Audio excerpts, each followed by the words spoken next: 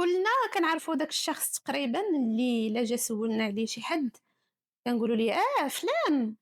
الله يا ودي كنعرفو، راه كنعرفو مزيان، كنعرفو اكثر من راسي، داك راه عشرة خلينا ما دوزنا راه سنين وانا نعرفو، مشينا جينا ضحكنا بكينا دوزنا شي مواقف زوينه خايبه، المشاكل، العراسات، الذكريات، ما دوزنا بزاف خنبقى نعاود ليك. وتا كيجي داك النهار اللي تقاد فيه الرزق، صافي وقع شي سوء تفاهم ولا اختلفتوا في شي حاجة ولا ببساطة كل واحد والطريق فين داتو، المهم سالات هاد العلاقة.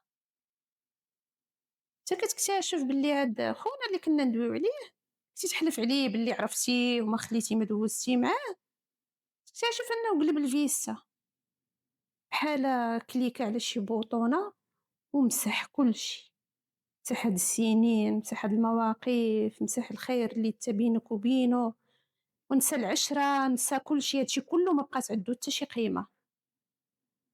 انت في هاد الحالة كتبقى تدور في عينيك، تبقى تشوف، تبقى تقول بينك وبين راسك ويلي هو مالو، واش هو كان هكا وانا ما في راسي، واش كان كيبين ليا شي وجه ما كانش في راسي. بقى مصدوم بحال خويا عليك شي سطل تاع الماء بارد، تالف ما عارف ما تقول، ما عندك حتى شي تفسير. وهنا بالضبط كيبان المعدن الحقيقي ديال الانسان.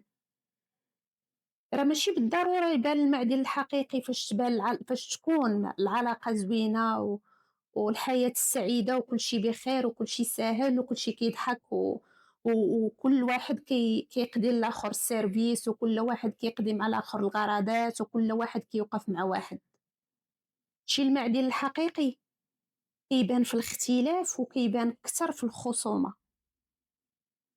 شي مني كتولي نتا من بعد ما كنتي مزيان ومن بعد ما كنتي نتا العشير او العشيره او هادشي كامل، كتولي نتا هو اللي ما مزيانش وما كيبقاش يثيق فيك وكيبقى يجبد عيوبك ويبقى يجبد في هذاك الشيء اللي كنتو دوزتو انصامبل وبدا يجبدو بطريقه ماشي تلهيه، وكيبدا يهرس في العشره وينسى المعروف ويجرحك بالهضره وبالافعال. هذا هو الاصل. عرفتي هذا هو شنو سميتو؟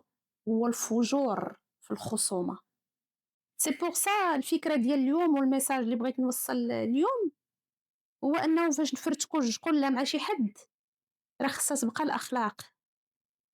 الإنسان النبيل والإنسان اللي عنده أخلاق راه كيحافظ عليها في جميع الحالات، كيبقى محافظ على الاحترام اللي دخل بيه فاش كانت 7 أيام الأولى ديال المشماش، وكيخرج بنفس هذاك الاحترام. سالات العلاقة كيبقى الاحترام، لأن الاحترام عنده خصو يكون عندنا كاملين، خصو يكون مبدأ ماشي كادو كنعطيه وانا بخير وانا ترونكيل وانا هكا.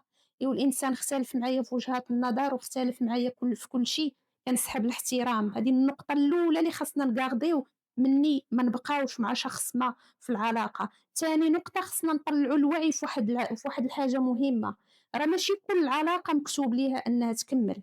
راه الناس كتلاقى وكتفرق والحياة كل واحد كتصيفطو في طريق، وهذا جزء طبيعي من الحياة وخصنا نقتنعوا ونطلعوا الوعي في هذه الفكرة هذه وفي هذه النقطة.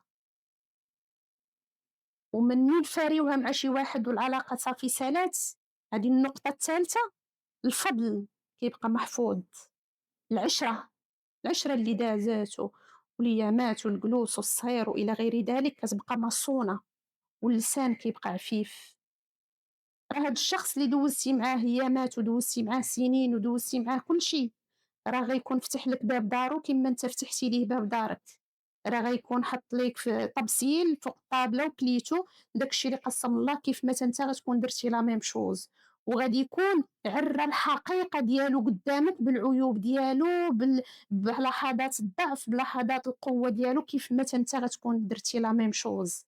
دونك لسالنا نسدوه ونطرقوه من يتسالي العلاقة مع هاد الشخص، ما نمشيوش أسراره نحطوها عند شخص واحد آخر، ولا نبقاو نبيكيو عليه في نقاط الضعف ديالو اللي هو قالها لينا بحسن النية، كيف ما انت تقدر تكون قلتي هذه بحسن النية. نخليو العلاقات ديالنا الاجتماعية في بلادنا باحترام، صافي. العشرة، الرزق سقادة، ما نديروش الفجور في الخصومة، بالعكس نطبقوا ديننا الإسلامي في الخصومة، نمشيو باحترام، نهبطوا الريدو بالتي هي أحسن، كل واحد مشى في طريقه، الله يسهل علينا وعليه، وما نجبدش أسراره وما نجبدش داكشي ديالو كامل بصفة عامة. الله ييسر الأمور كل واحد. النهاية، الله يحفظ بلادي المغرب، نصرها على من يعاديها، تبقى الفوق الفوق. السلام عليكم ورحمة الله وبركاته.